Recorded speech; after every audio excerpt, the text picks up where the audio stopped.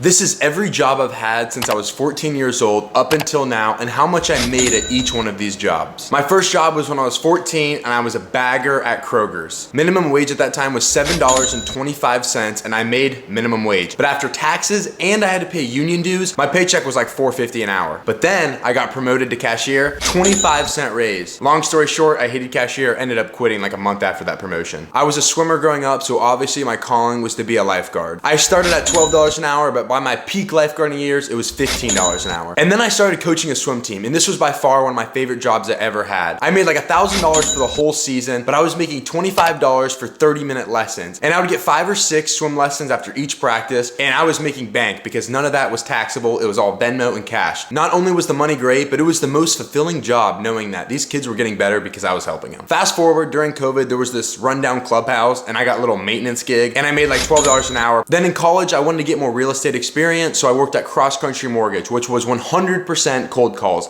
90% of the times I was told to F off. However, I got a $5 bonus every time I transferred a sales lead to a mortgage banker. So that added up and I made a decent amount of money at that job. Then I got my internship at Key Bank and I was in wealth management making $21 an hour. And through that program, I had an interview internally to go to the real estate capital program that I'm in now. I'm currently an analyst in our community development, lending and investments program. And guess in the comments how much you think my salary is.